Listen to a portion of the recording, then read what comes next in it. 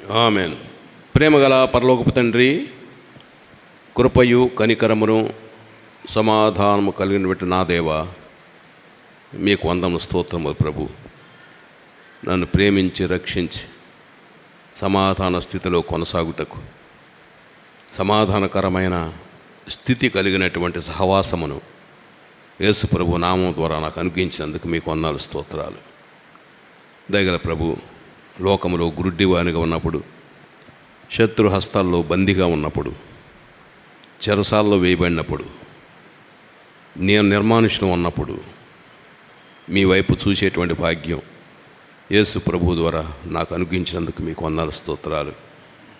దయగల ప్రభువ, కేవలం యేసు ప్రభు కార్చిన రక్తంతోనే ఆ భయంకర పరిస్థితుల నుండి నన్ను తప్పించి, బందీ గృహం నుండి తప్పించి, శత్రుబారి నుండి తప్పించి, శ్రేష్టమైన పవిత్రమైన పరిశుద్ధుల సహవాసం కలిగి జీవము గల దేవుని ఆరాధించుటకు నాకు అనుగ్రహిస్తున్న తరుణాలను బట్టి మీకు వందనాలు స్తోత్రాలు. ఈనాడు నేనేమై ఉన్నానో అది కేవలం మీ కృప అనుపుకుంటూ మీకు కృతజ్ఞతాస్తులు చెల్లిస్తూ ఉన్నాను. దయగల తండ్రి, నా జీవితంలో మీరు చేసిన మేలు ఉపకారం కొరకు వందనములు. రాబో దినాల్లో కూడా అత్యధికమైన మేలు దాచి ఉంచి మీ యొక్క మందిరంలో పనిచేయుటకు మీ ద్వారం తెలుస్తున్నందుకై మీకు వందనాలు స్తోత్రాలు. నేను కూడా తండ్రి మీ వైపే చూస్తూ, నా హస్తాన్ని పట్టుకున్న దేవుడిగా ఉన్న మీరు వెలుగై ఉన్నారు కాబట్టి ఆ వెలుగును రక్షించిన దినా నుండి నా ద్వారా ఇతరులకు వెల్లడి చేయాలని మీ నిబంధనగా చేసుకున్నందుకు వందనాలు స్తోత్రాలు. నేను గుర్తిరిగిన వాడనై, భయభక్తి కలిగిన వాడనై, దేవుని యొక్క చిత్తం ఏంటో గ్రహించిన వాడనై, దేవుని చిత్తాన్ని కూడా జీవించటకు మీరు నాకు నేర్పిస్తూ వస్తున్నందుకు వందనాలు స్తోత్రాలు. దయగల ప్రభు, ఈ దినం కూడా కరిమేల్లో దేవుని బిడ్డలుగా ఉన్నటువంటి విశ్వాసుల మధ్యలో మీ నామాన్ని మహింపరచుటకు నాకు అనుగ్రహించిన తరుణాన్ని బట్టి మీ కృతజ్ఞతాస్తులు చెల్లిస్తూ ఉన్నాను. మీరు చేసిన మేలు ఉపకారం కొరకు నేనేమి చెల్లించగలను ప్రభు? నా శేష జీవితం అంతా కూడా మీ స్తుతులు చెల్లించిన మీ రుణం తీర్చుకొని ఒప్పుకుంటూ మీరు చేసిన కార్యములకు కృతజ్ఞతాస్తులు చెల్లిస్తూ ఈ నా స్తుతి ఆరాధన మీ ప్రియకుమారుడు, నా రక్షకుడు యేసుక్రీస్తు ప్రభువుల వారి పరిశుద్ధమైన శ్రేష్టమైన పవిత్రమైన నామములో సమర్పించుకుంటున్నాను పరమ తండ్రి. ఆమేన్. 5 సందర్భాలు ఏమిటో నేను మీ దగ్గర గమనిస్తూ వచ్చాను. 5 సందర్భాలు మీలో చాలామందికి లేవు కాబట్టి ఇదేనో తీర్మానం చేసుకోండి. ఈ 5 సందర్భాలు నేను కలిగి ఉంటేనే దేవుని సంతోషపరచగలను, నేను కూడా ఆశీర్వదింపబడగలను. ఆశీర్వాదాలు పొందుకునే దాని కొరకు, దేవుని సంతోషపరిచేదాని కొరకు నేను స్థిరపరచుకుంటున్నాను అని స్థిరపరచుకుని మాత్రమే బయటికి వెళ్ళండి. ఒకవేళ స్థిరపరచుకోకుండా వెళ్ళారనుకోండి, మీరు బైబిల్ స్టడీకి రారు, మీరు ప్రార్థన చేసిన ప్రభు వినడు, ఆరాధన చేస్తారు అది వినడం. అర్థమైందమ్మా? కాబట్టి బీ కేర్ఫుల్. ఆయన హస్తం పట్టుకుని ఉన్నాడు. He hold your hand. ఆ హస్తం విడిచిపెట్టాడు ఆయన. ఎందుకని? రక్షించాడు కాబట్టి. రక్షించాడు కాబట్టి విడిచిపెట్టడు.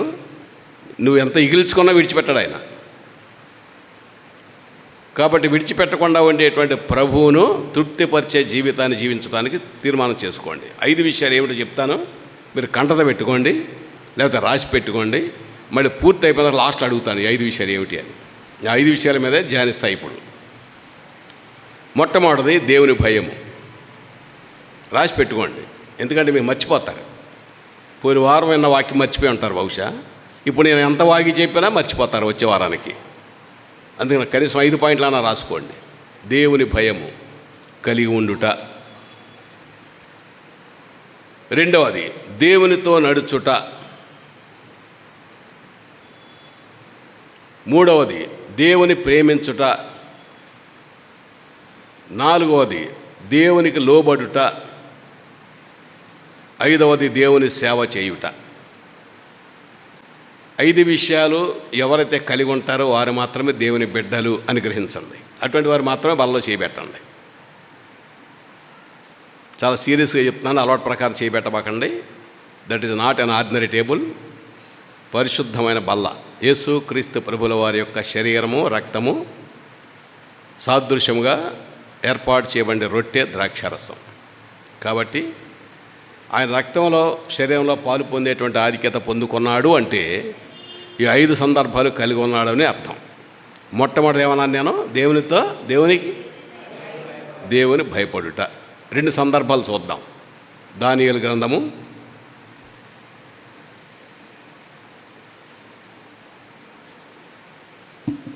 చాలామంది నేను వస్తే ఏమనుకుంటారంటే ఈ అన్న వచ్చాడు లేట్ అయిపోతే వాళ్ళు అనుకుంటారు. చాలామందికి ఉంది అది మైండ్లో. ఖచ్చితంగా లేట్ అవుతుంది కాబట్టి మీరు ప్రిపేర్ అయ్యి రావాలి. నేను వస్తాను తెలిసినంత ప్రిపేర్ అయ్యి రండి. తినేసి వస్తారో లేకపోతే బాక్స్ తెచ్చుకుంటారో నాకు తెలియదు. ఈ 5 విషయాలు పూర్తయ్యే వరకు మాత్రం మిమ్మల్ని విడిచిపెట్టాను నేను. మొట్టమొదటిది దానియేలు గ్రంథము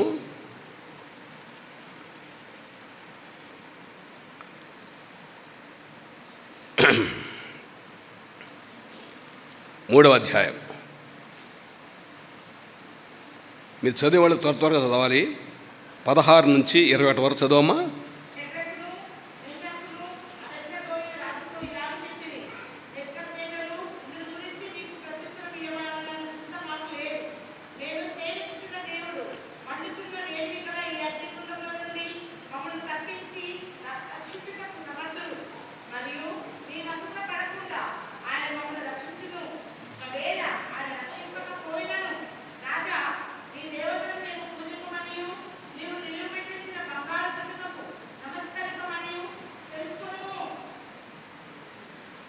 అంతేనా? ఎంతవరకు వచ్చింది? సరే. ఇప్పుడు ఈ సందర్భం అంతా మీకు తెలిసే ఉంటుంది. అయితే ఇక్కడ మనం ఏం గమనిస్తున్నామంటే దేవుని యందు భయము. అంతేనా?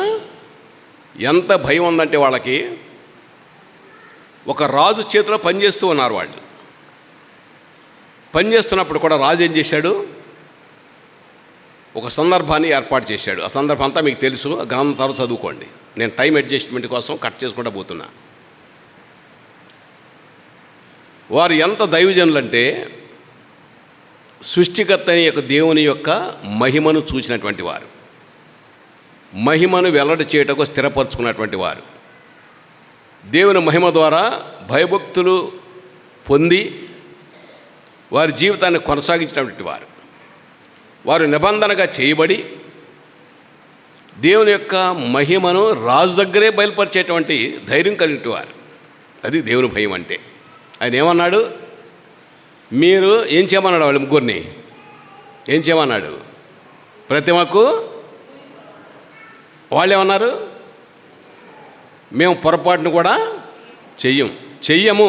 చెప్పగలమండి మనం? మన అధికారుల దగ్గర మాట చెప్పగలమా? ఒకరోజు మా ఆఫీసర్ దగ్గర ఏమైందంటే మేనేజ్మెంట్ వాళ్ళు కూర్చొని మాట్లాడుకుంటే కరస్పాండెంట్ అన్న ఆయన, నేనంటే చాలా ఇష్టం ఆయనకి. ఆయన నుంచి నన్ను పిలిచి అది మేనేజ్మెంట్ మీటింగ్, మనం వెళ్ళకూడదు, నేను మామూలు స్టాఫ్నే, కానీ ఆయన పిలిచాడు. నేను రానులేదు సార్, మీరు పెద్దవాళ్ళు మాట్లాడుకుంటున్నారని చెప్తే, లేదు కూర్చో, తర్వాత నీతో మాట్లాడవలసిన పని ఉంది అన్నాడు. వాళ్ళు డిస్కషన్ అంతా అయిపోయింది. 1 గంట సేపు అంతా సర్దుకుని వెళ్ళిపోయిన తర్వాత ఈయన కూడా వెళ్ళిపోయినాడు. సాయంత్రం మా స్కూల్ క్లోజ్ అయ్యేటప్పుడు వాళ్ళు వచ్చాడు. ఆయన వచ్చి, ఏమయ్యా జయప్రకాష్, ఈ సందర్భం అంతా జరిగింది కదా, దీనిలో నీ ఉద్దేశం ఏంటని అడిగాడు. యాక్చువల్గా వాళ్ళు చాలా పెద్దవాళ్ళు, నేను సామాన్యుడి వాళ్ళను. దేవుని కృప ఎంతవరకు వెళ్ళిందంటే, ఆ పెద్దవాళ్ళు మాట్లాడుకున్న మాటల్లో నేను పార్టిసిపేట్ చేయడానికి అవకాశం ఇచ్చారు. తదుపరి సాయంత్రం వచ్చి అడిగినప్పుడు ఏం చెప్పానంటే, మీరేమనుకోవద్దు సార్, పెద్దవాళ్ళు, నేను చెప్పేస్తానన్నాను. నువ్వు చెప్తావనే నేను పిలిచానయ్యా అన్నాడు. నేను ఆ సందర్భాన్ని నేను విశదీకరించి ఒక 5 నిమిషాల్లో చెప్పాను. అప్పుడు నాకు సెకండ్ ఇచ్చాడు. ఆయన సెకండ్ ఇచ్చామంటే, వెరీ గుడ్, మేము 6 కూర్చొని మాట్లాడుకున్న సందర్భాల్లో నాకు వచ్చిన తలంపు ఇదే అన్నాడు. అంటే ఎందుకు చెప్పొచ్చానంటే, మీకు ఒక పెద్ద మనిషి దగ్గర ధైర్యంగా చెప్పగలిగేటువంటి శక్తి కావాలి అంటే దేవుని హత్తుకొని జీవించాలి. దేవుని హత్తుకొని జీవించితే ధైర్యం ఉంటుంది. షడ్రక్ మిషక్ అబేద్నెగోలకు ఉన్నటువంటి అలవాటు ఏమిటంటే దేవునికి భయపడుట. ఎంత భయపడుతున్నారంటే రాజును కూడా తెగించారు. ఆ రాజు దగ్గర బ్రతుకుతున్నారు, వాళ్ళు పని చేసుకుంటున్నారు. అయినప్పుడు కూడా ఒకవేళ ఈయన మాటకి వ్యతిరేకంగా చెప్తే మమ్మల్ని ఉద్యోగం చేసేస్తారేమో, మమ్మల్ని పంపించేస్తారేమో, ఈ రాజ్యం నుంచి తోలేస్తారేమో, అనే తలంపు కూడా రాలేదు వాళ్ళకి. అంటే ఆయన అంత గట్టిగా పట్టుకున్నాడు చెయ్యి, వాళ్ళ ముగ్గురిని పట్టుకున్నాడు. ఆయన దేవుడు వాళ్ళ ముగ్గురు చేయి పట్టుకున్నాడు అనేటువంటి స్పర్శ వాళ్ళ ముగ్గురికి ఉంది. ప్రియ సోదరి సోదరి, నువ్వు చెప్పగలవా? ఈనాడు నువ్వు పనిచేసేటువంటి స్థలాల్లో చెప్పగలవా? చెప్పగలవు. ఎప్పుడు? దేవుని యందు భయము అధికంగా ఉన్నప్పుడు మాత్రమే. అలవాటు ప్రకారం వచ్చి ఆరాధించేది, ప్రార్థన చేసేది మానుకో. అలవాటు ప్రకారం వాక్యం అంట మానుకో. వాక్యములు ధ్యానించు, విను. దేవుని షరతులేంటో గ్రహించు, దేవుని ఉద్దేశం ఏంటో గ్రహించు. దేవుని యందు భయము కలిగి ఉండు. తద్వారా నీ జీవితంలో ఏదైతే అవసరమో దాన్ని ప్రభువే సమయాన్ని కూడా అనిపిస్తాడు. ఈ ముగ్గురిని ఆయన అగ్నిలో పడేయటానికి స్థిరపరచుకున్నాడు రాజు. అయినప్పుడు కూడా ఏమన్నారు? అగ్నిలో మనం పడవేస్తే మేము కాలిపోతాం, చనిపోతాం అని తెలుసు వాళ్ళకి. అప్పుడు ఏం చేయాలి? మనమైతే ఏం చేస్తాం? పరిగెత్తులు కాళ్ళు పట్టుకుంటాం. అయ్యా ఈసారి క్షమించేయండి, ఇక మీద మీరు చెప్పినట్టే చేస్తాం. దౌర్భాగ్య స్థితి. ఆ స్థితి నుండి తప్పించాలని ప్రభు మనకు జీవగ్రంథంలో ఈ మాటలు రాసించాడు. ప్రియ సోదరుడు సోదరి, జ్ఞాపకం పెట్టుకోండి, దేవుడు కలిగి ఉండటమే ఒక ధన్యత, యేసుక్రీస్తును ధరించడమే ఒక ధన్యత. అటువంటి దేవుని యేసుక్రీస్తును ధరించినట్టు మనము ఎంత ధైర్యంగా ఉండాలి. ధైర్యంగా ఉండేదాని కొరకే దేవుని రాజ్యముగా చేశాడు, యాజకులుగా చేశాడు, నిబంధన స్థిరపరిచేదాని కొరకు స్థిరపరుస్తూ వచ్చాడు. ఇది చాలా రహస్యమైన మర్మము. మనం మామూలు క్రైస్తత్వం పనికిరాదు దేవుని దగ్గర. ఇటువంటి ధైర్యం కావాలి. కాబట్టి వాళ్ళని అగ్నిలో పడవేస్తారని తెలుసు, కాలిపోతారని తెలుసు. అయినప్పుడు కూడా పర్వాలేదు, మేము చనిపోయినా పర్వాలేదు, నా దేవుని విడిచి మేము వేరే స్థలానికి రాలేము అనేటువంటి వారి తలంపును బయలుపరిచేటప్పటికి రాజు అక్కడికి సర్దుకోవాలి. రాజు ఎందుకని? రాజు కదా, తన పవర్ ఉపయోగించాడు. పవర్ ఉపయోగించి ముగ్గురిని తీసుకెళ్ళి అగ్నిలో పడేశాడు. చివరికి ఏమైందమ్మా? రూతమ్మ ఏమైంది? కాలిపోయారా? ఒక్క వెంట్రుక కూడా. ఇక్కడ ఏం గమనిస్తున్నాం మనం? దేవుని యందు ఉన్నటువంటి భయము, ఆసక్తి, తద్వారా దేవుని యొక్క శక్తి రెండు చూస్తున్నాం మనం. రెండో విషయం చూద్దాం. నేను త్వరగా వెళుతాను, తర్వాత మీరు జ్ఞాపకం పెట్టి చదువుకోండి దాన్ని. ఆది కాండం, నిర్గమాకాండముకు రండి. నిర్గమాకాండము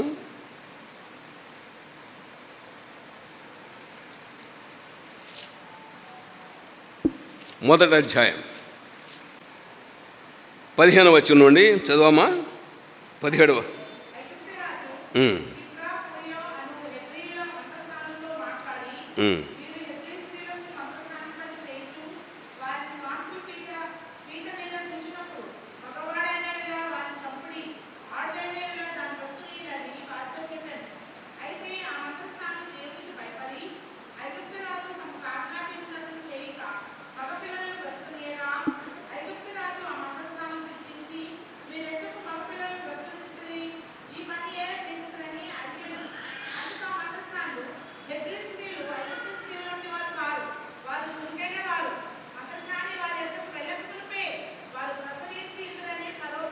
చాలమ్మా.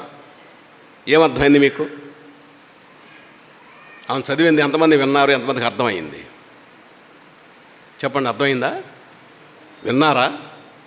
గ్రంథం చూశారా? ఎంతమంది కనిపిస్తున్నారు ఇక్కడ మనకి? ఎంతమంది కనిపిస్తున్నారు? గట్టిగా చెప్పమ్మా. అవునమ్మా, ఎంతమంది? 2. ఎంతమంది ఉన్నారయ్యా? 2 స్త్రీలు. వాళ్ళు ఐగుప్తు రాజు దగ్గర ఆ స్థానంలో మంత్రసానులుగా పనిచేస్తున్నారు. మంత్రసాన్ అంటే ఏంటి మీకు తెలుసు, మీకు తెలీదు. మంత్రసాన్ అంటే ఏంటంటే, ఒక స్త్రీ ప్రసవించే సమయంలో, ఇంతకుముందు డాక్టర్స్ లేరండి, ఈ మధ్య డాక్టర్లు పెద్ద పెద్ద హాస్పిటల్ వచ్చినాయి. అప్పుడు ప్రతి గ్రామంలో ఒక మంత్రసానులు ఉండేవాళ్ళు. ఆ మంత్రసాని ఆ డెలివరీ అయ్యేంతవరకు ఉండి, ఆ డెలివరీ అయిన తర్వాత శుభ్రపరిచి ఇంటికి వచ్చేదనమాట. అది పద్ధతి. ఐగుప్తులో కూడా ఈ 2 మంత్రసానులు ఉన్నారు.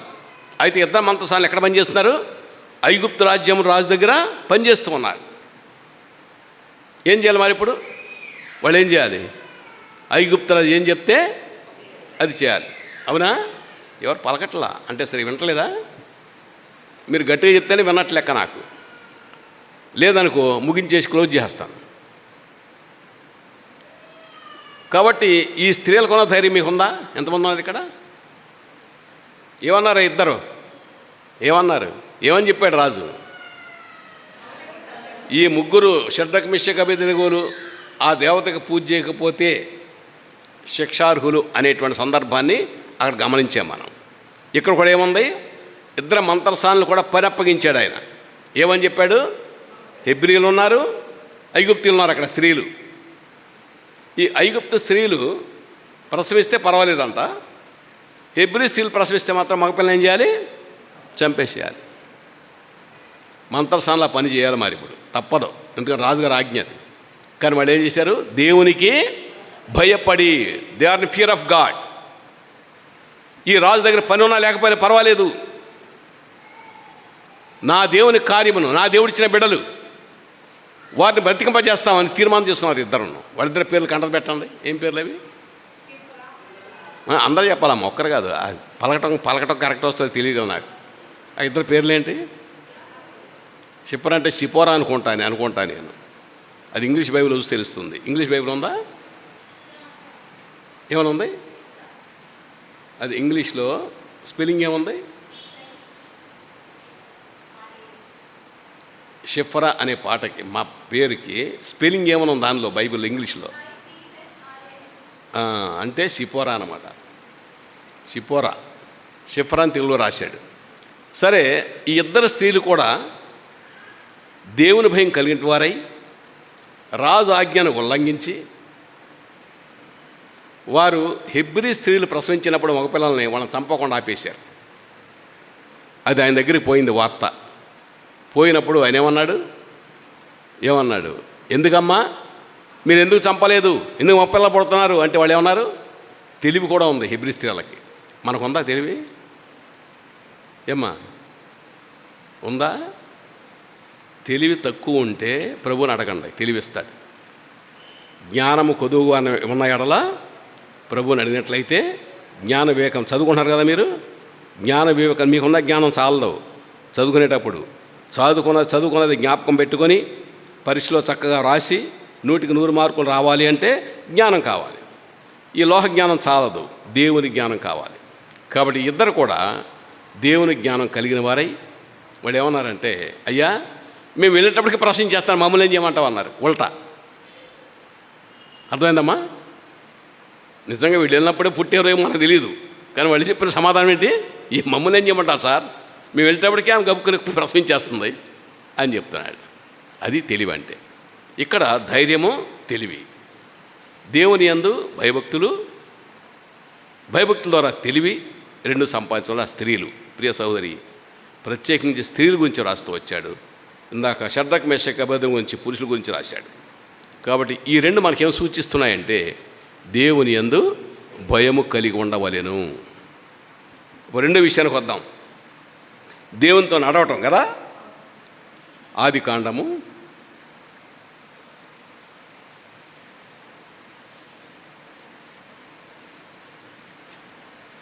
నేను మళ్ళా తర్వాత ప్రశ్నలు అడుగుతాను, జాగ్రత్త వినేష్ పక్కన పెడితే కాదు. ఆదికాండము 5వ అధ్యాయం 21 నుంచి చదవమా. 21 నుంచి 23 వరకు.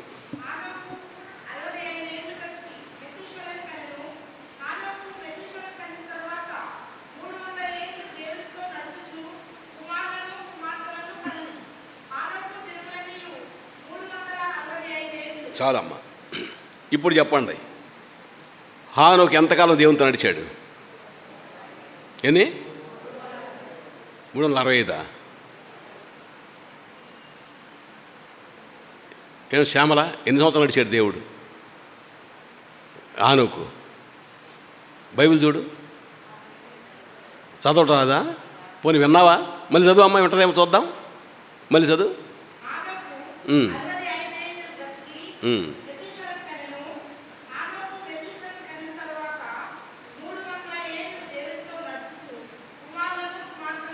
చాలమ్మా. ఎన్ని సంవత్సరాలు నడిచాడు? ఇప్పుడు విన్నావు కదా. అంటే ఇందాక వినలేదు నువ్వు, కాబట్టి చదివినప్పుడు కూడా వింటలేదంటే అర్థం ఏంటంటే పర్వాలేదులే అని అర్థం, అంతేనా? కాబట్టి చదివించేది ఎందుకంటే మీరు వినేదాని కొరకు. ఇప్పుడు హానోకు జీవితాన్ని గమనించినప్పుడు దేవునితో నడుచుట అనేది మనం గమనించగలుగుతున్నాం. సామాన్యం అండి 300 సంవత్సరాలు అవటం అంటే. ఇక్కడ రక్షింపబడినట్టు ఎంతకాలం నాకు తెలియదు, కానీ మీరు రక్షింపబడినప్పుడు ఎట్లా ఉన్నారో తెలియదు, కానీ ఇప్పుడు మాత్రం తేడా వచ్చేసింది. ఎందుకు వచ్చింది ఏమో. రక్షింపబడిన దినాన్న, ప్రభు పాసందులో స్థిరపరచుకున్న దినాన్న ఉన్నటువంటి విశ్వాస్యత ఈనాడు కనపడ్డాల మీలో. కనపడితే ఎంత ఖాళీ ఉండదు మందిరం. శ్రీనివాస్, మందిరం కట్టడం ఆపేసేయి, చాలు, ఇది చాలు, ఇది నిండిన తర్వాత మిగిలింది కట్టు.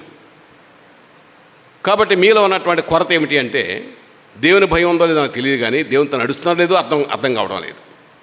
దేవునితో నడిచినట్లయితే దేవుని చిత్తం ఏంటో గ్రహించగలరు, అనేక మందిని తీసుకొచ్చేదానికి ప్రయాసపడగలరు. మీరు ఎందుకు గృహాలు దర్శించరు?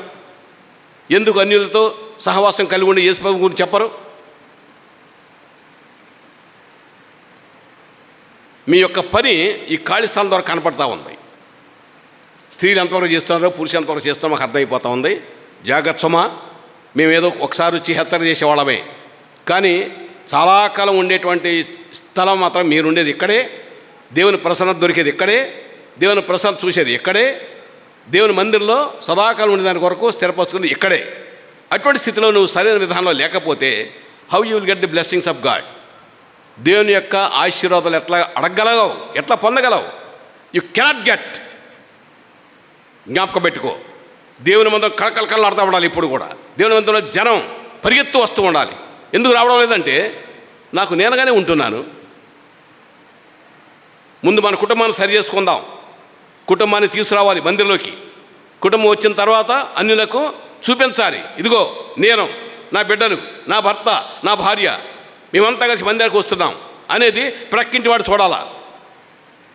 ప్రక్కింటి వాడు చూసి, ఏంటి ప్రతి ప్రభు దినంలో 10 గంటలకి 9:30కి వీరంతా బైబిల్ పట్టుకు వెళ్ళిపోతున్నారు, ఎక్కడికి? కరిమేలకు వెళుతున్నారు అనే సందిగ్ధంలో పడాలి ప్రక్క ఉన్నటువంటి ఆ అన్యుడు. ఆ స్థితి రానివ్వడంలా మీరు. ఎందుకని? మీ ఇంట్లో కొంతమంది ఇంట్లోనే పెడుతున్నారు, మీరు మాత్రం వస్తున్నారు. ఇక్కడ ఏం చెప్తున్నాడు మనకి? ఈ స్త్రీలు ఏం చేశారు?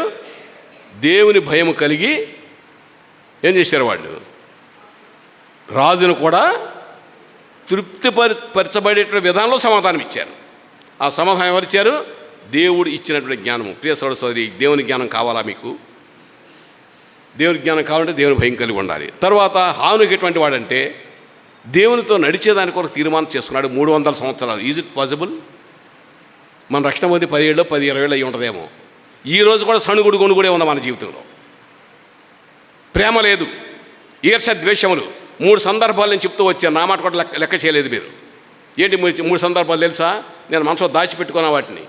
మొట్టమొదట బిఫోర్ లాస్ట్ ఇయర్ VBS జరిగింది ఇక్కడ. నేను వచ్చినప్పుడు ఓపెన్ ఎయిర్ పెడదామంటే వద్దన్నారు. ఎందుకు వద్దన్నారంటే, గుట్లాట వద్దన్నా, మంచోళ్ళు లేరాను ఇక్కడ, తర్వాత వాక్యం చూపిస్తా మీకు. మరి పిల్లలు ఏమైపోవాలి? ఇప్పుడు అన్యులు ఏమైపోవాలి? నువ్వు మేలు పొందుతున్నావు, ఆశీర్వాదాలు పొందుకుంటున్నావు. నిన్ను రక్షించి ఆశీర్వాదం కుమరిస్తున్నాడు. నీ నుండి వెలుగు ప్రజ్వలించాలని ఇష్టపడుతున్నాడు ఆయన. ఇప్పుడు ప్రజ్వలిస్తుంది, నువ్వు వీధిలో నీ క్రైస్తత్వం చూపించాలా, నీ విశ్వాసం చూపించాలా. ఆనాడు మీరందరూ కూడా, ఎంతమంది నాకు తెలియదు, ఆ VBS ఓపెన్ ఎయిర్ లేకుండా చేశారు. అర్థమైందా? ఇప్పుడు ఈసారి చర్చి డెడికేషన్కి నేను ఎట్లా ఓపెన్ ఎయిర్ చేస్తానో చూపిస్తాను మీకు. ప్రజలను హెబ్బు నుంచి తీసుకొచ్చి చూపిస్తాను నేను. అదొకటి మీరు చేసిన తప్పు. రెండవది, మందిరం క్లోజ్ ఉండకూడదయా, ఓపెన్ ఉండాలని చెప్పాను నేను. ఓపెన్ ఉండాలి, ఎవరైనా ఒకరు ఇక్కడ నివాసం ఉండాలని చెప్పాను. దానికి కూడా సణుగుడు గొణుగుడు, ఒకరంటే ఒకరి ఇష్టం లేకుండా అది ఫుల్ఫిల్ చేయలే. నాకేమో నష్టం లేదు, నాకు నష్టంలా. ప్రభు మూలనే అడుగుతాడు రేపు ప్రొద్దున, నువ్వు మేలు పొందినావు, నా ప్రశాంతత చూసినావు, నా ఆశీర్వాదాలు పొందుకున్నావు, నీ ఇరుగుపొరుగు ప్రజల గురించి ఏం చేసినావు అని అడిగితే ఏం చెప్తావు? అర్థమైందా? ఈ విషయాన్ని కూడా నేను మనసులో దాచిపెట్టుకున్నాను. ఒక సమయం వస్తుంది, ఆ సమయంలో మీరు చేయకపోయినా నేను ఇన్వాల్వ్ అయి చేసేదానికి తీర్మానం చేసుకున్నాను నేను. మూడవది, నేను జాషువాని ఫ్యామిలీతో పంపిస్తానని చెప్పాను ఇక్కడికి సేవకి. భార్య భర్త ఉండేవాళ్ళు, శుభ్రంగా ఆమె సండే స్కూల్ చూసుకునేది, ఇక్కడ స్త్రీలు వస్తే మాట్లాడుతుండేది, వాక్య పరిచయం జరుగుతూ ఉండేది. ఆయన సేవ చేస్తే ఆయన వాయిస్ సరి లేదండి, పాట సరి పాడండి అనేటువంటి గొణుగుడు నాకు వినపడింది. ఇదంతా ఏం సూచిస్తుందో తెలుసా? మీకు దైవ భయం లేదు, దేవునితో నడిచేటువంటి విధానం లేదు, దేవునితో మీరు భయం లేకుండా నడవట్లేదు, కాబట్టి ఇతరులు నడవటానికి అవకాశం ఇవ్వడం లేదు మీరే. కాబట్టి హానోకు 365 సంవత్సరాల వయసులో 300 సంవత్సరాలు నడుస్తూ వచ్చాడు. దేవునికి ఎంత ఇష్టడుగా ఉన్నాడు తెలుసా? ఎట్లా నడిచాడు? అడుగులో అడుగు వేసుకుంటూ నడిచాడు. మనం దేవుని మందికి ఆదివారం వస్తాం, వెళ్ళిపోతాం అంతే.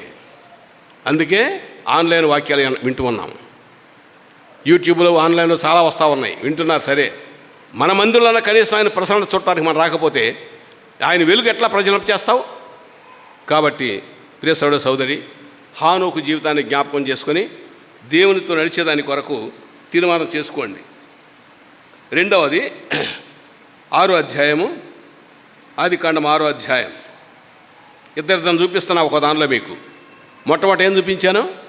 దేవుని భయములు ఎవరిని చూపించాను? ముగ్గురిని దానియేలులో, నిర్గమకాండంలో 2 స్త్రీలను చూపించాను. ఇప్పుడు ఆదికాండంలో హానోకును చూపించాను. 6వ వచనం తీయండి మళ్ళా. 6వ వచనం, 6వ అధ్యాయం.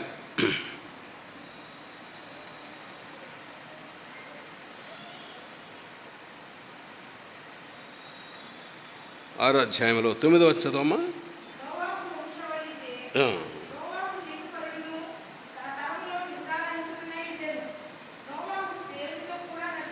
చాలమ్మా. ఎవరైనా ఆయన?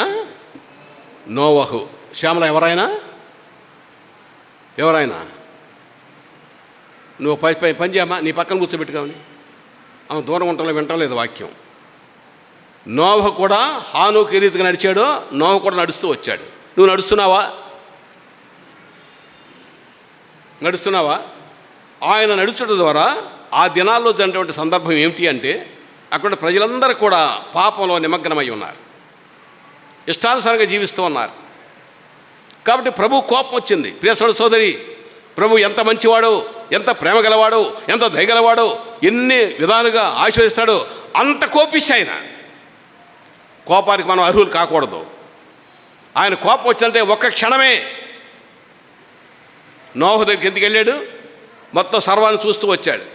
సర్వాన్ని చూసినప్పుడు జనమంతా ఉన్నారు అక్కడ, నోవహు కూడా ఉన్నాడు అక్కడ.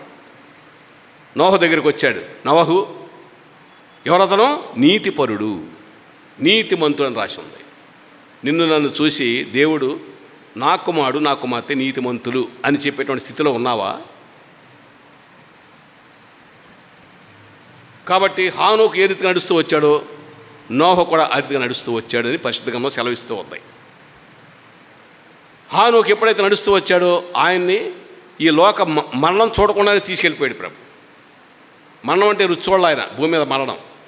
అంతగా ప్రేమించాడు దేవుడు. నోవహు దగ్గరికి వచ్చేటప్పటికి నోవహు ఈ ప్రజలంతా కూడా భయంకరమైన జీవితం జీవిస్తూ ఉన్నారు, నాకు వ్యతిరేకంగా జీవిస్తూ ఉన్నారు, నన్ను గాయపరుస్తున్నారు, నేను వీళ్ళు వంచను, ఐ కెనాట్ కీప్ దెమ్. ఎంత భయంకరమైన మాట అది. ఆయనే సృష్టించాడు, ఆయన బ్రతికిస్తూ వచ్చాడు, అన్నీ ఇస్తూ వచ్చాడు. కానీ వారి జీవిత విధానాన్ని బట్టి కోపం వచ్చింది ఆయనకి. దేవుని కోపం వచ్చిందండి.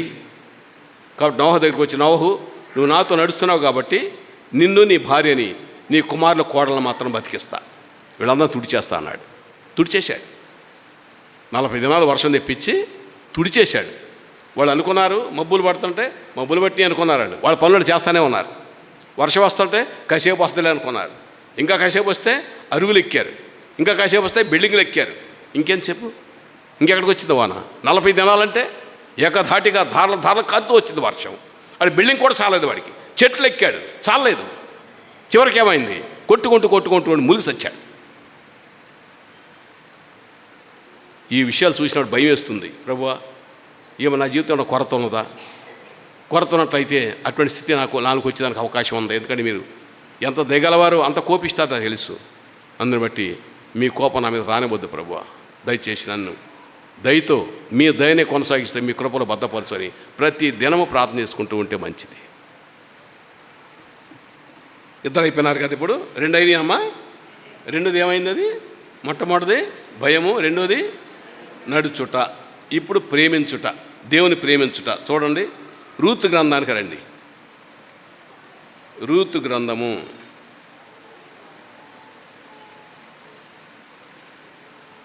1 అంత కంప్లీట్ అయినాక మళ్ళీ అందరిని అడుగుతాను అవి ఎవరెవరిని చెప్పానో ఏమేమి చెప్పానని. రూతు గ్రంథంలో 1వ అధ్యాయము 14 చదవమా. నేను చాలా షార్ట్ హ్యాండ్గా చెప్తున్నాను టైం కొరకు. తరువాత ఈ అధ్యాయాలు చదువుకోండి ఇంటికి వెళ్ళిన తర్వాత. రూతు గ్రంథము 1వ అధ్యాయము 14 చదవమా.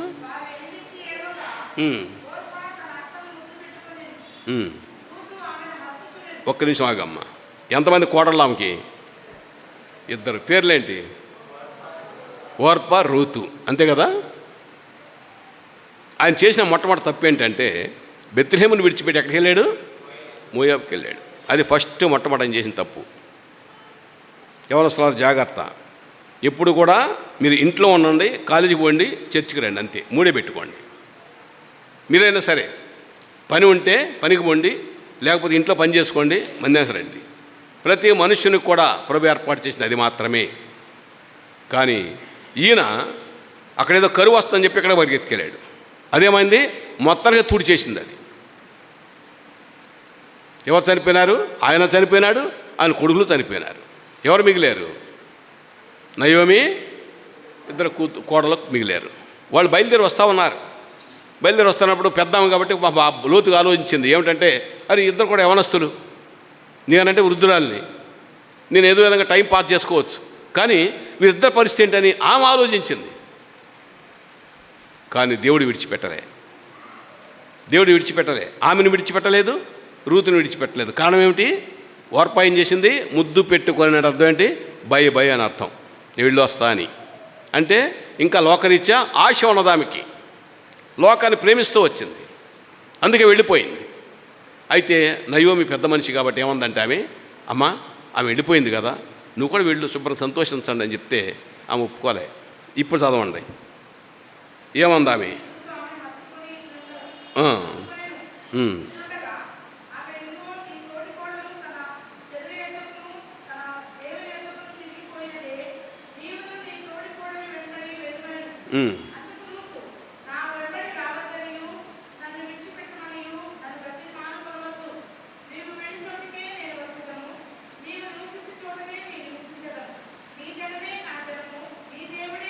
అది ఆమె ఆఖరికి నయోమితో ఏమని చెప్పింది? నేను వెళ్ళను, నీతోనే ఉంటాను, ఎందుకంటే నీ దేవుడు సత్యవంతమైన దేవుడు, నిజమైన దేవుడు, ఆ దేవుడే నాకు కావాలి, నువ్వు నివసించేదాన్ని నేను ఉంటాను. ఎంత చక్కని స్థిరమైనట్టు మనస్సు ఆమెది. తద్వారా ఏమైంది? తద్వారా ఏం జరిగిందో చూడండి. 2వ అధ్యాయము 8వ వచనం చదువమ్మా.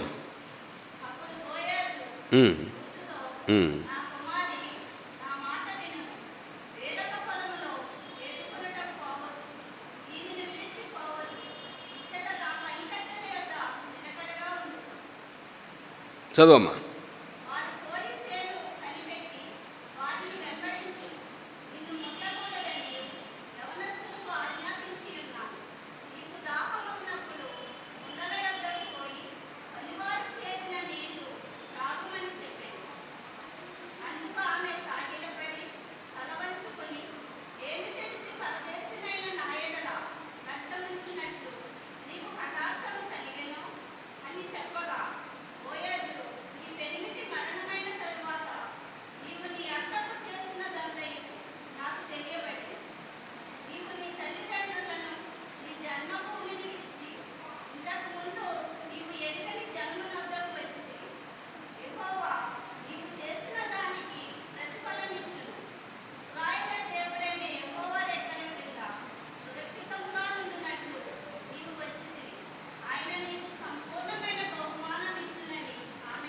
రూతు యొక్క తీర్మానం ఎంతవరకు తీసుకొచ్చిందంటే బోయేజు ఆమెకు స్థిరమైనటువంటి ఆశీర్వాదం అనుగ్రహిస్తూ వచ్చాడు.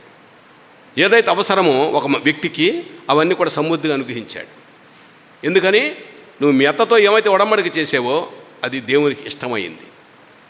దేవుడే నిన్ను తీసుకొచ్చాడు కాబట్టి దేవుని ఎంతగా ప్రేమించిందో మనం గమనించగలుగుతున్నాం. దేవుని ప్రేమించడంలో ఉన్నటువంటి రహస్యం ఇదే. ఏ రీతిగా ప్రభు ఆశీర్వదిస్తాడో మనం చెప్పలేము. దేవుని యందు భయభక్తులు కలిగి దేవుని ప్రేమిస్తే చాలు. తద్వారా మన అవసరాలన్నీ కూడా సమానంగా తీరుస్తాడు. రూతులో ఉన్నటువంటి స్థిరమైనటువంటి మనస్సు, దేవుని భయము, అత్తగారి మీద ప్రేమ, తద్వారా బోయేజు ఆమెను స్థిరపరిచి ఆమెకు సమృద్ధి అనుగ్రహించేటువంటి స్థలంలో ఉంచాడు. నువ్వేమైతే చేసావో నాకు తెలుసమ్మా, దేవుడు చూశాడు నిన్ను, అందుకే దేవుడే నిన్ను తీసుకొచ్చాడు, కాబట్టి దేవుడు నీకు అన్నీ సమృద్ధిగా ఏర్పాటు చేశాడు అని బోయేజు అనగలిగినాడు. ప్రియ సోదరి సోదరి, అటువంటి స్థితిలో మనం ఉన్నామా? రూతు వలె మనం స్థిరపరచుకునేటువంటి స్థితిలో ఉన్నామా? రూతు ఏ రీతిగా దేవునికి భయపడి దేవుని ప్రేమిస్తూ వచ్చిందో, అత్తగారిని విడిచిపెట్టకుండా హత్తుకొని ఉందో, ఆ రీతిగా యేసుప్రభుని హత్తుకొని జీవిస్తున్నామా? దేవుని యొక్క ప్రేమను పొందేటువంటి మనము అదే ప్రేమ ఇతరులకు వెల్లడి చేస్తూ కొనసాగుతున్నామా? ఇవన్నీ కూడా దేవుని రికార్డులో రికార్డ్ అవుతూ ఉంటాయి. కాబట్టి ఇవన్నీ మన కొరకు ఏర్పాటు చేసినటువంటివి. ఇది ఒక ఎత్తు. రెండో ఆయన చూద్దాం. లూకా సువార్త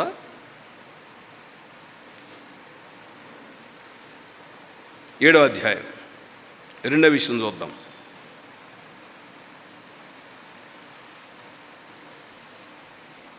లూకా సువార్త 7వ అధ్యాయము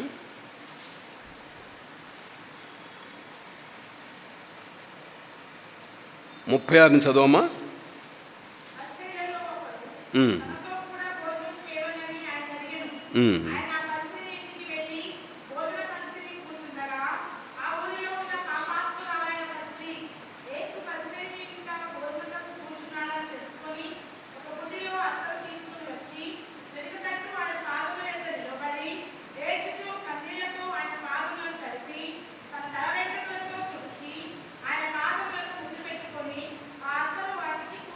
చాలమ్మా. ఎవరండి ఆమె? పాపాత్మురాలైన స్త్రీ. అంటే ఆమెలో మార్పు కలిగింది. మార్పు కలిగి యేసుక్రీస్తు ప్రభువారి యొక్క గొప్పతనాన్ని గ్రహించేటువంటి ఆధిక్యత పొందుకుంది. దేవుని ప్రేమ ఎట్టిదంటే, ఇక్కడ మనం కూర్చున్నాం కదా, మనం నిజంగా దేవుని ఎరగం మనం. అనేక పర్యాయములు దేవుడే కలుగు చేసుకొని ఆ సువార్త వినేటువంటి ఆధిక్యత అనుగ్రహిస్తూ వచ్చాడు మనకి. సువార్త వింటూ వచ్చాం. నేను కూడా చాలాసార్లు విన్నా, కానీ లోబడలే. సమయం వచ్చింది, ప్రభు పట్టుకున్నాడు. అట్లానే మిమ్మల్ని కూడా ఆయా సమయాల్లో పట్టుకున్నాడు ప్రభు. పట్టుకున్నప్పుడు దేవుని వైపు చూసేటువంటి ఆధిక్యత పొందుకున్నాం. కాబట్టి ఈ పాపాత్మైన స్త్రీ పాపంలో ఉన్నప్పుడు కూడా ఆమె గ్రహించింది ఏమిటంటే, ఈయనే రక్షకుడు అని గ్రహించింది. యేసుక్రీస్తు రక్షకుడు అని గ్రహించి ఎక్కడికి వచ్చింది ఆమె?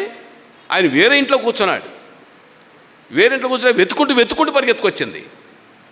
అంటే దేవుని మీద తనకు ఉన్నటువంటి ప్రేమ బయలుపరిచింది ఆమె. తను పరిగెత్తుకు రావడం ఒక ఎత్తు, ఆ ఇంట్లోకి రావటం ఒక ఎత్తు. ఆ పరిసైడ్ ఇల్లు, అది వేరే వ్యక్తి యొక్క ఇల్లు. పర్మిషన్ లేకుండా వచ్చేసింది లోపలికి. ఎందుకని? నా రక్షకుడు ఇక్కడే ఉన్నాడు, ఈ రక్షకుని దగ్గర నేను రావాల్సిందే అనే స్థిరమైన మనసు కలిగి ఆమె వచ్చింది. దాన్ని బట్టి వస్తే ఎట్లా వచ్చింది? అత్తడి బుడ్డి తెచ్చుకుంది. రావటమే, ప్రభువా నువ్వు లోకరక్షకుడువు, నా రక్షకుడవు, నీకు విరోధంగా జీవించాను అని కన్నీరు కార్చింది. కన్నీరు కారుస్తూ పాదాలు పట్టుకుంది. కన్నీరంతా కూడా పాదాల మీద పడిపోయినాయి. ఆమె వెంట్రుకలతో తుడుస్తూ వచ్చింది. అబ్బా, ఎంత ప్రేమ అండి! ప్రభువుని ఎంతగా ప్రేమించింది. తద్వారా చూడటమే కాకుండా అదంతా క్లీన్ అయిన తర్వాత అత్తడి బుడ్డి పగలగొట్టి రాసి పారేసింది. ఇక్కడ గమనించవలసింది ఏమిటి అంటే, ఆమె వ్యయం కూడా చేసింది. తన సమయాన్ని వ్యయం చేసింది. అన్యాక్రాంతమైన వాని గృహంలోకి వచ్చింది. తను వ్యయం పెట్టి కొన్నటువంటి అత్తను కూడా వ్రాసింది. ఏమీ ఆలోచించలేదామె. ఈ ఇంట్లోకి వెళ్ళొచ్చా లేదా, ఆయన రానిస్తాడో లేదో, ఈ సెంట్ ఎంత ఖరీదు కదా, దీన్ని ఎందుకు ఈ తలంపులే రాలామెకి. ప్రియ సహోదరుడా, దేవుని మందిని ప్రేమించడంలో మనం ఎంత ముందుకు వెళ్ళాలో ఈ యొక్క జీవిత విధానం తెలియపరుస్తూ వచ్చింది. ఇప్పుడు అర్థమైందా? దేవుని ఎంతగా ప్రేమించాలో, ఎట్లా స్థిరపరచుకోవాలో అర్థమైందా? కాబట్టి పాపాత్మురాలే అంత కార్యం చేస్తే విశ్వాసం అంటే మనం ఎంత పని చేయాలి? రండి ఇప్పుడు 4 ఇప్పుడు 4 విషయమా? 3 అయిపోయినాయి కదా. 4వది దేవునికి లోబడేటువంటి జీవితం. మొదటి రాజుల గ్రంథము 1 కానీ అంత అయిపోయిన తర్వాత అందరిని ప్రశ్న అడుగుతాను, జాగ్రత్త. ఆయన ఏదో చెప్తున్నాడు విన్నాం అనుకుంటే కాదు, కంటత పెట్టుకోవాలా.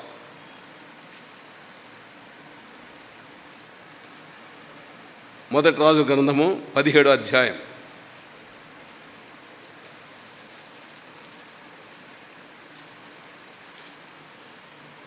15 నుంచి 24 వరకు చదవమ్మా.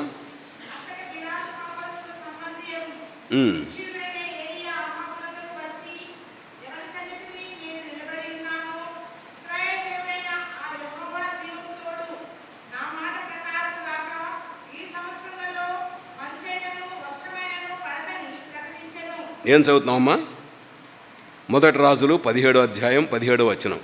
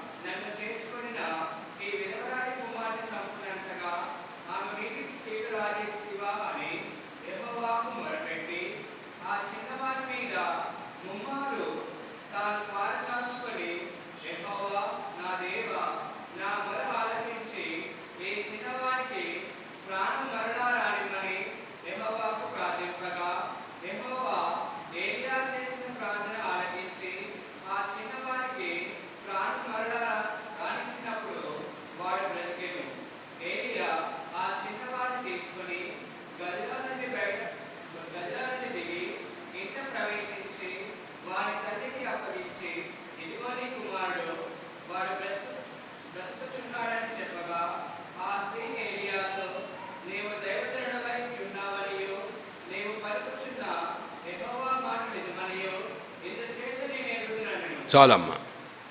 ఇక్కడ విధవరాలు యొక్క జీవిత విధానము, ఏలియా యొక్క దైవత్వము రెండు కనిపిస్తూ ఉన్నాయి. ఈ విధవరాలు లేమిలో ఉంది. ఆ రోజే ఉంది పిండి నూనె ఆమెకి, ఆమె బిడ్డ ఆయన తినేదాని కొరకు. ఆ సమయంలో దేవుడు ఆమె దగ్గర పంపించాడు. అంటే అర్థం ఏంటి? ఆమెలో ఉన్నటువంటి విశ్వాస్యతను ఘనపరిచేదాని కొరకు, ఆమెని ఆశీర్వదించేదాని కొరకు ఏలియాను పంపించాడు దేవుడు. ఆమెకు తెలియదు. ఆమెకి నీవు నేను కూడా దేవుని ఎరక్కముందు, ఈయన యేసుప్రభు రక్షణ తెలియకముందు ఆయన సువార్త పంపించాడు. గమనించుకో. ఆ ఏలియా వచ్చి ఆమె దగ్గర వచ్చినప్పుడు ఆమె దైవజనుడిని ప్రేమించి పైన రూము కట్టించింది.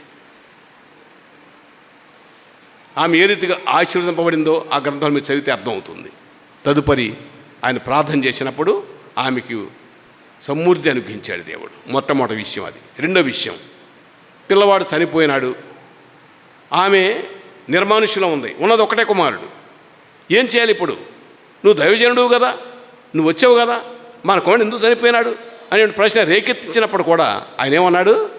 దేవుని యందు లోబడి ఉన్నటువంటి వ్యక్తి కాబట్టి, అమ్మ నువ్వేం కంగారు పడద్దు, ఆ బిడ్డను నాకు ఇవ్వమన్నాడు. ప్రభువా, నీకు లోబడినటువంటి వాడను, నీ అందు విశ్వాసం ఉంచినటువంటి వాడను, నీవే ఈ విధవరాలకి నన్ను పంపించావు, ఈ విధవరాలని నువ్వు కాపాడని ఇష్టపడ్డావు కాబట్టి ఈ కుమారుని బ్రతికించని ప్రార్థన చేశాడు. ఏం కనిపిస్తుంది మనకి? విధవరాలు దేవుని దాసునికి లోబడింది, ఆ బిడ్డను అప్పగించింది అడగగానే. ప్రభు అయినటువంటి దేవుడు ఏలియా ఒబీడియన్స్ చూశాడు. ఆయన ఏలియా అడిగిన దాన్ని ఆయన ఇచ్చాడు. తద్వారా బిడ్డ బ్రతికినట్టు గమనిస్తూ ఉన్నాం. ఎంత కార్యం చూశారా? దేవుని లోబట్టడం ద్వారా ఎంత కార్యం చూశారా? కాబట్టి దేవుని లోబట్టి అలవాటు చేసుకో. ప్రభు ఏమైతే తలుస్తున్నాడో, ప్రభు ఏమైతే తలంపు కలిగి ఉన్నాడో అది గమనించు. దేవుని యందు భయభక్తి కలిగి ఉండటం, దేవుని ప్రేమించడం, దేవునితో నడవటం ఉంటూ ఆయన లోబడాలి. ప్రభువా ఇవన్నీ చేస్తున్నా, కానీ నీకు లోబడేటువంటి విధానం నా ఇంకా నేర్చుకోలే. కాబట్టి ఏ సమయంలో, ఏ స్థితిలో, ఎక్కడ ఏ రీతిగా లోబడాలో నాకు నేర్పించు అని స్థిరపరచుకున్నప్పుడు ప్రభువే లోబడేట దాని కొరకు దేవుని ప్రసన్నతను చూచడం ద్వారా, దేవుని వాక్యం వినడం ద్వారా, దేవుని వాక్యం ధ్యానించడం ద్వారా లోబడేటువంటి స్వభావానికి ఇస్తాడు. చూసి ఎంత సందర్భం ఉందో. ఏలియా యొక్క లోబడేటువంటి స్వభావాన్ని బట్టి మొట్టమొదటి విధవరాలను ప్రేమించడం, విధవరాలకు సమృద్ధి ఇవ్వడం, విధవరాల కుమారుని బ్రతికించడం. ఒక్క వ్యక్తి వల్ల నీ ద్వారా నీ కుటుంబం ఏ స్థాయిలో ఉంది, నీ చుట్టుముట్టున్న ప్రజలు ఏ స్థాయిలో ఉన్నారు, నీ సంఘం ఏ స్థాయిలో ఉంది ప్రశ్నించుకో. ప్రశ్న వేసుకో, మోకాళ్ళను నీల్ డౌన్, ప్రార్థన చేయి. మోకాళ్ళు అరిగిపోవాలి, ప్రార్థన చేయి. ప్రభువైన దేవుడు నీ హృదయంలో చొచ్చుకొని వస్తాడు. నా కుమారే, నా కుమారుడు, నా కుమార్తె, నీ మొరలు విన్నాను, నేను నీ తలంపేట గ్రహించాను, తప్పకుండా నీ సమయానుగుణంగా చేసేటువంటి దేవుణ్ణి అని వాగ్దానం చేసే దేవుడు మనకున్నాడు. చూడండి, రెండోది చూద్దాం. ఇక్కడ మొదటి రాజు గ్రంథం అయిపోయింది కదా, 17వ అధ్యాయం. ఆది కాండం చూద్దాం. ఆది కాండము రెండో విషయం చూడాలిగా. ఆది కాండము 15వ అధ్యాయం.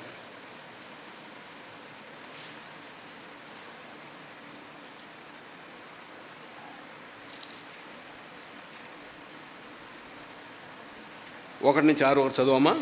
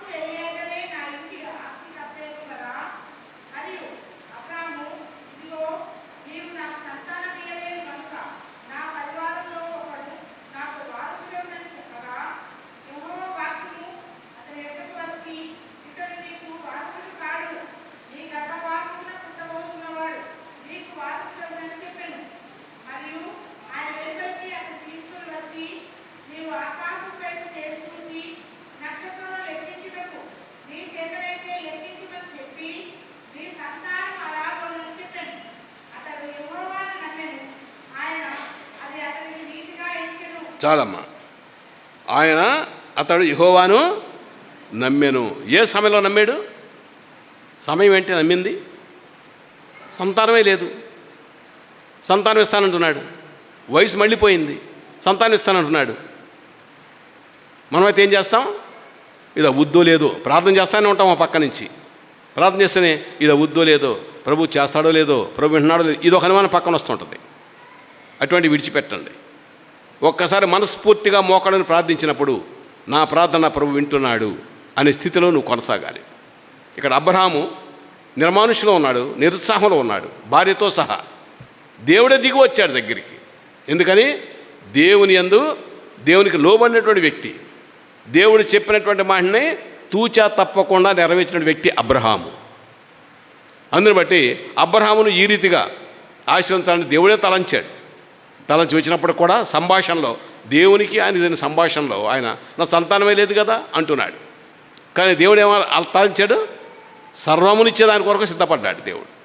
ఈ అబ్రహామును స్నేహితుడిగా ట్రీట్ చేశాడు. ప్రియ సోదరి, నన్ను కూడా కుమారుడిగా కుమార్తెగా కాకుండా స్నేహితుడిగా ఇష్టపడుతున్నాడు దేవుడు. స్నేహం అనేటువంటిది రహస్యాలు దాచిపెట్టదు.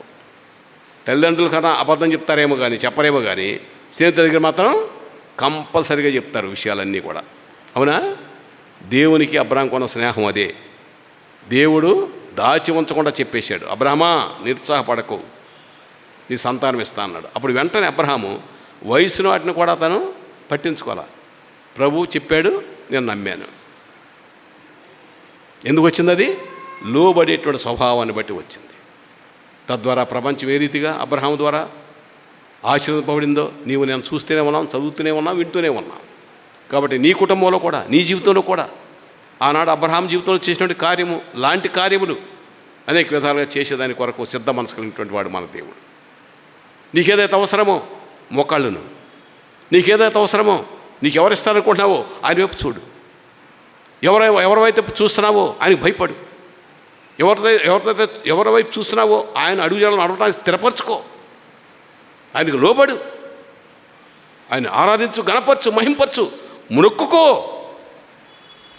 తద్వారా సమయానుగుణంగా తను అనుగ్రహించేటువంటి దేవుడు. చివరిలో దేవునికి సేవ చేయటం కదమ్మా. హబక్కు గ్రంథము 3వ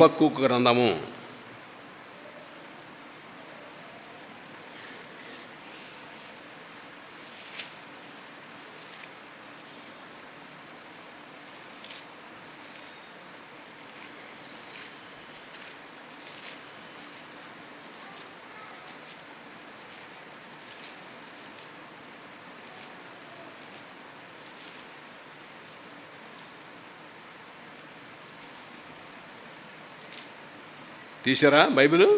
హబక్కూకు గ్రంథం తీశారా? హబక్కూకు గ్రంథంలో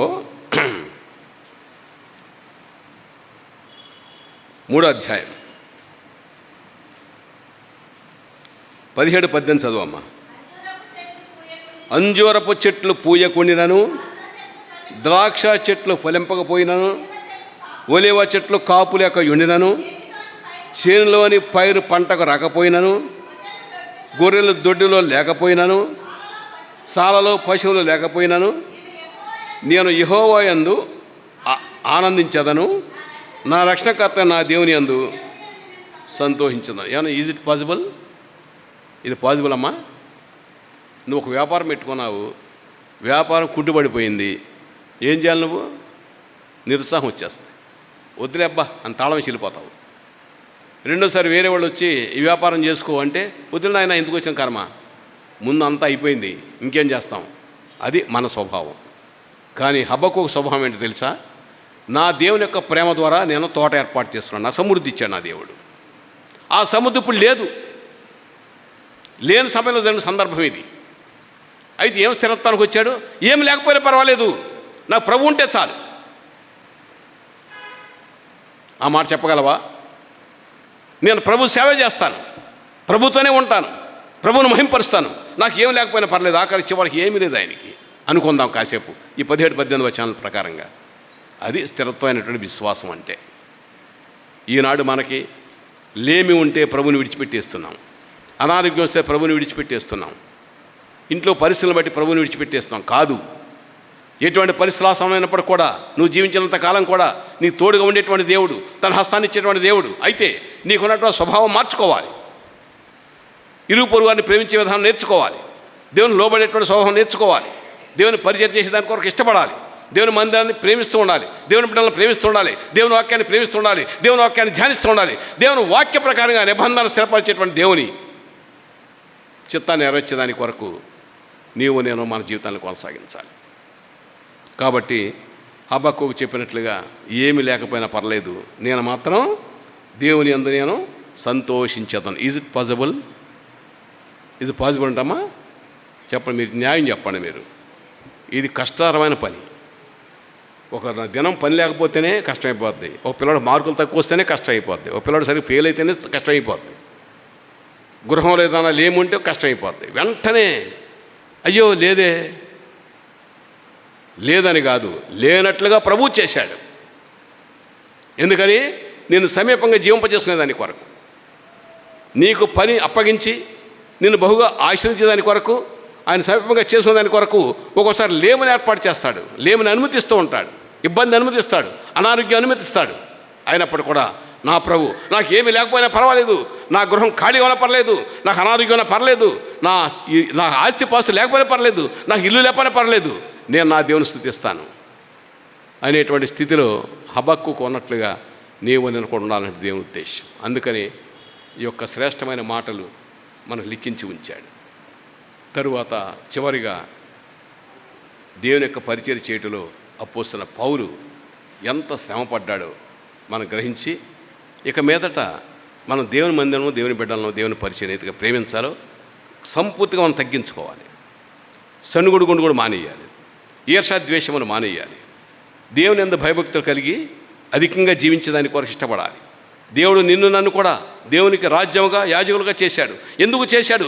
నిబంధన స్థిరపరిచేదాని కొరకు చేశాడు. నిబంధనగా స్థిరపరచబట్టు నీవు నేను కూడా తండ్రి అనే దేవుడు ఉచితంగా రక్షించాడు కాబట్టి ఆ రక్షణ పాత్రను చేతబట్టుకొని దైవ భయం కలిగి జీవించడం ద్వారా నీ కుటుంబమే కాదు, నీ బంధువులే కాదు, నీ రక్షణలే కాదు, నీ రూపరు వారే కాదు, కంప్లీట్ ఎవ్రీబడి, నిన్ను చూసే ప్రతి వ్యక్తి కూడా యేసు ప్రభువుని ఎరిగేటువంటి తరుణం వచ్చేదానికి ప్రభు ఏర్పాటు చేస్తాడు. అది కేవలం నీ జీవితం మీద ఆధారపడి ఉంది. అపోస్తలుల కార్యములు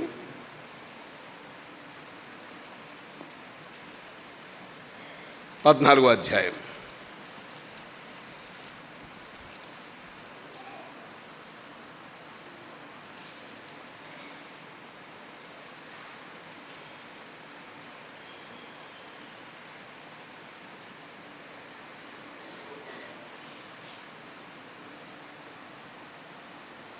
చదవమా 19 నుంచి 14-19.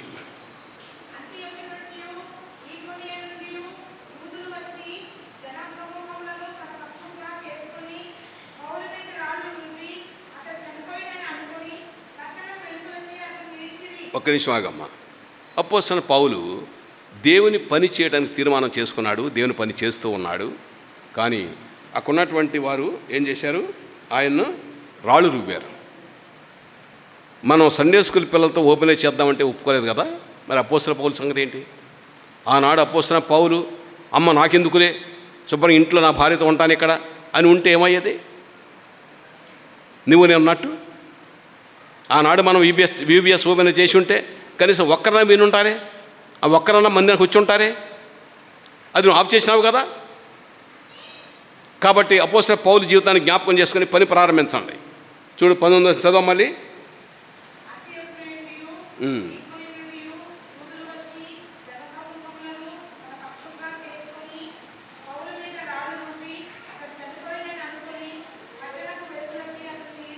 ఈడ్చిపోని పోయారు. ఈడ్చమండి ఎట్లామా గల్లా పట్టుకున్నారు. అది వీధి అనుకుందాం, సపోజ్ ఆ రామాలయం టెంపుల్ ఏదో టెంపుల్ ఉందో ఎక్కడి నుంచి అనుకుందాం. లాక్కుంటూ వెళ్ళిపోతున్నారు రోడ్డు అంట. శరీరం అంతా గాయం అయిపోయి ఉంటుంది దానికి, రోడ్డు మీద లాక్కుంటూ వెళ్తుంటే. అయినా కానీ ఏం మాట్లాడాలి ఆయన. మాట్లాడకుండా ఈడ్చుకొని పోతుంటే ఆయన చూస్తూ ఉన్నాడు. రాళ్లతో కొట్టారు, శరీరం అంతా దొనబడింది. తర్వాత చదవమ్మా.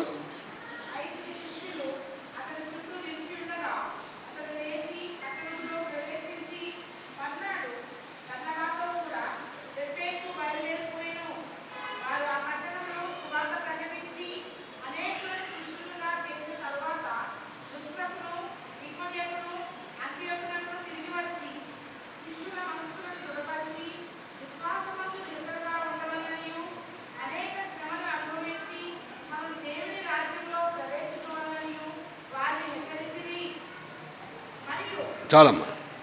కాబట్టి ఇప్పుడు ఎక్కడి నుంచి వెళ్ళిపోయినాడు ఈయన? అంత్యోకయ నుండి, ఈకొని నుండి యూదులు వచ్చి ఆయన ఇబ్బంది పెట్టారు, అవునా? తర్వాత ఆయన ఏం చేశాడు? మర్నాడు బర్నబాతో కూడా దెర్బేకు బయలుదేరిపోయాను. వారు ఆ పట్టణంలో సువార్త ప్రకటించి అనేక శిష్యులుగా చేసిన తర్వాత లుస్త్రకును ఈకొనియకును మళ్ళీ వచ్చారు. ఎక్కడికి? ఎక్కడైతే ఇబ్బంది పరచబడ్డారో అసలు మరలా వచ్చారు సువార్త ప్రకటించుకుంటూ. చూశారా ఎంత భయం వేస్తుంది ఆ స్థానానికి వెళ్ళాలంటే? కానీ వెళ్ళారు. తర్వాత ఈకొనికి వెళ్ళి ఏం చేశారు? అంతియొక్కయకును తిరిగి వచ్చి శిష్యుల మారు మనసు పొందేట్టుగా శ్రమపడ్డారు. ప్రియ సోదరుడు సోదరి, ఎంత గంభీరమైనటువంటి మాటలు పరిశుద్ధ గ్రంథం లిఖించి ఉన్నాయి. కాబట్టి ఇవన్నీ ఏమిటి అంటే ఈ దినాల్లో ఉన్నటువంటి విశ్వాసులకు పాఠాలు. కాబట్టి 5 అంశాల్లో కూడా నీవు నేను కూడా నిమగ్నమైతేనే క్రైస్తవ జీవితం. ఈ 5 అంశాలు జీవితంలో అలవర్చుకుంటేనే క్రైస్తవ విశ్వాస జీవితం.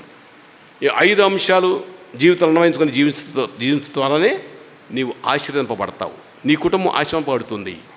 నీ భవిష్యత్తులో ఏమైతే దాచి ఉంచినాడో మేలులు మనం ఊహించకుండానే గ్రహించకుండానే ప్రభు సమయానుగుణంగా హస్తాన్ని పట్టుకున్నాడు. కాబట్టి ఆ పట్టుకున్న హస్తానికి, ఆ పట్టుకున్న హస్తము పట్టుకోబడిన హస్తానికి అందించేటువంటి దేవుడు. ఎంత ఆధిక్యత ఉన్నప్పుడు మనం ఎంత ప్రయాసపడాలి దేవుని గురించి. ప్రియ సోదరుడు సోదరి, దయచేసి ఇక మీదట దేవుని ప్రసన్నత చుట్టానికి దేవుని మందిరాన్ని ప్రేమిద్దాం. దేవుని మందిరం 24 గంటలు కూడా వెలుతురుతో ప్రతిరలాలి. ఎవరో ఒకరు వచ్చిపోతుండాలి, ఎవరో ఒకరు ఉండాలి. తద్వారా దేవుని మహిమను అన్యాక్రాంతమైన ప్రజలు చూడగలుగుతారు మీ యొక్క జీవిత విధానాల వల్ల. తరువాత మీరెవరైతే ఉన్నారో దయచేసి మీరంతా కూడా ప్రార్థనా కోడికి కానీ బైబిల్ స్టడీకి కానీ వస్తానికి వేగిరపడండి. నిజంగా నేను వెళ్ళవలసిన అవసరం లేదు హెబ్రోన్కి, 10 సార్లు వెళ్ళవలసిన అవసరంలా. కానీ దేవుడు పని అప్పగించాడు. దేవుడు చెప్తున్నాడు నా మందిరాన్ని ప్రేమించమని, నా బిడ్డను ప్రేమించమని చెప్తున్నాడు. ఏం చేయాలి ఇప్పుడు? ఇంట్లో కూర్చుని ఏం చేస్తాను? కాబట్టి నీకు కూడా అదే అప్పగించాడు. ప్రతి సమృద్ధి అనుగ్రహించాడే, ప్రతి అవసరం తీరుస్తున్నాడే, ప్రతిదానికి ఆయన పాసానికి వస్తున్నావే, అడుగుతున్నావు, సంపాదించుకుంటున్నావు. కానీ ఆయన పనిని ఆయన మంది ఎందుకు నెగ్లెక్ట్ చేస్తున్నావు?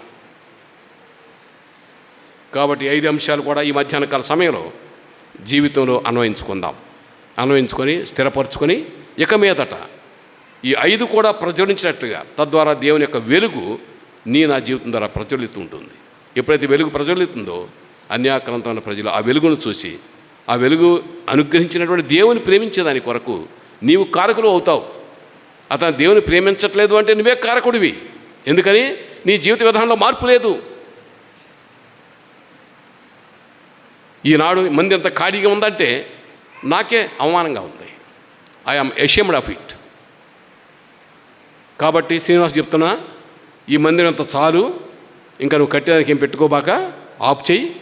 ఈ మందిరం నిండిన తర్వాతే మిగిలిన పని చేయి. అందుకే ప్రభు ఆపాడు, గుర్తుపెట్టుకో. పరీక్షించుకోండి బాగా. లోకాసు వార్త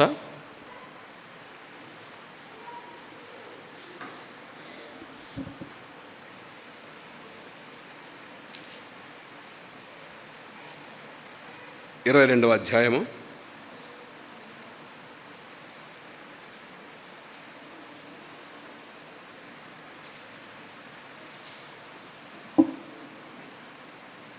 14 చదవమ్మా.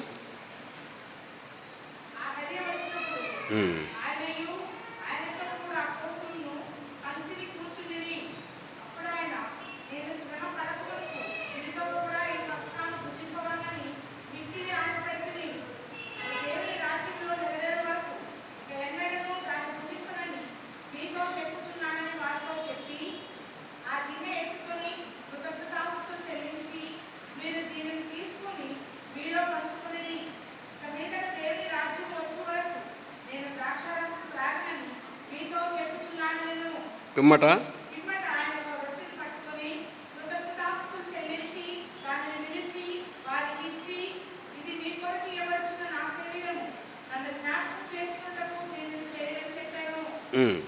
చదవమ్మా.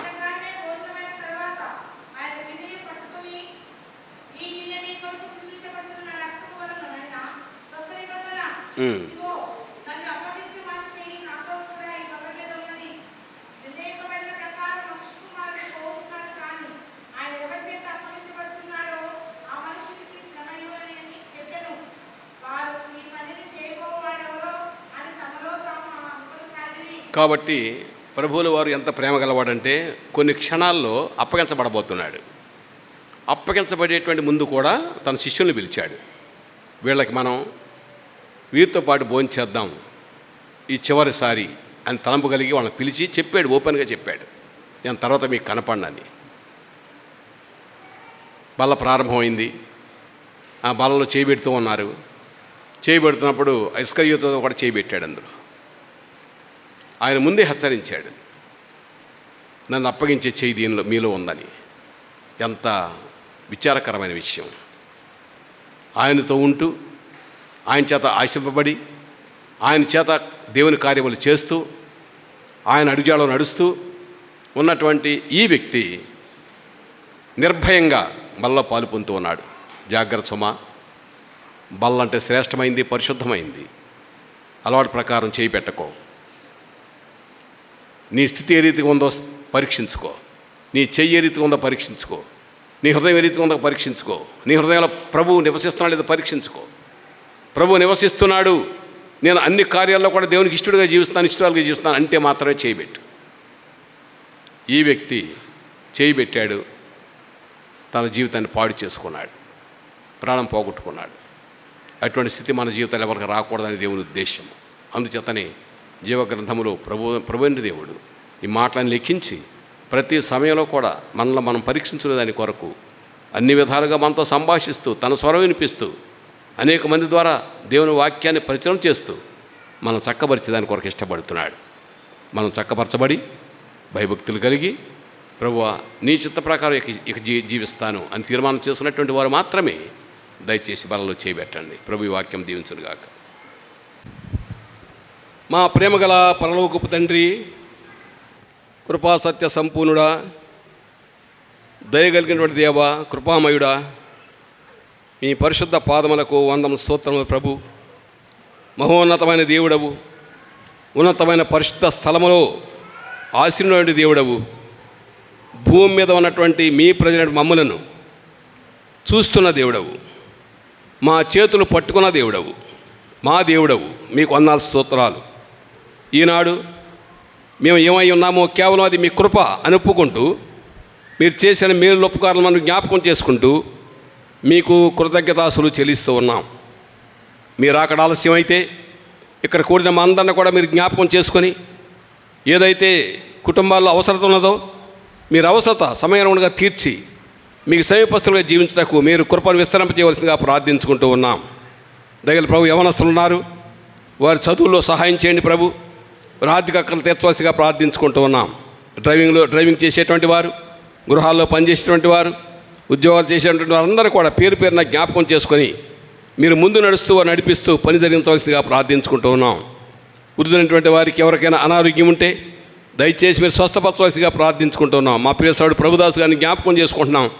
మీ దాసుని సంపూర్తి స్వస్థానికి గురించి మంచి ఆరోగ్యానికి గురించవలసిగా ప్రార్థించుకుంటున్నాం. మరి అమ్మగారిని జ్ఞాపకం చేసుకున్నాము, షుగర్తో బాధపడుతుంది, ఆమెను కూడా మీరు స్వస్థపరచాలని ప్రార్థించుకుంటున్నాం. ఇంకెవరైతే అనారోగ్య పరిస్థితులు ఉన్నారో మీరు పేరు పేరున జ్ఞాపకం చేసుకొని స్వస్థపరిచి నా దేవుడు నన్ను స్వస్థపరిచాడు అనేటువంటి స్థిరత్వంలోకి వచ్చి మీకు సమీపస్తులుగా జీవించడానికి మీరే సహాయం చేయవలసిగా ప్రార్థించుకుంటూ ఉన్నాం. దయగల తండ్రి, మీ ఉన్నతమైన స్థలం నుండి మీరు మాకు విడుదలిచ్చిన 5 అంశాలను బట్టి మీకు వందనాలు. 5 అంశములు కూడా ఇక్కడ కూడిన మా జీవితాల్లో ప్రతి ఒక్కరు కూడా హృదయంలో అన్వయించుకొని భద్రపరుచుకొని బహు జాగ్రత్తగా జీవిస్తూ మీ యొక్క నామ మహిమను వెల్లడి చేయటకు మాకు సహాయం చేయవలసిగా ప్రార్థించుకుంటూ ఉన్నాం. అబ్రహాం గారు వేరే స్థలానికి తండ్రి సేవ చేయటకు వెళ్ళాడు.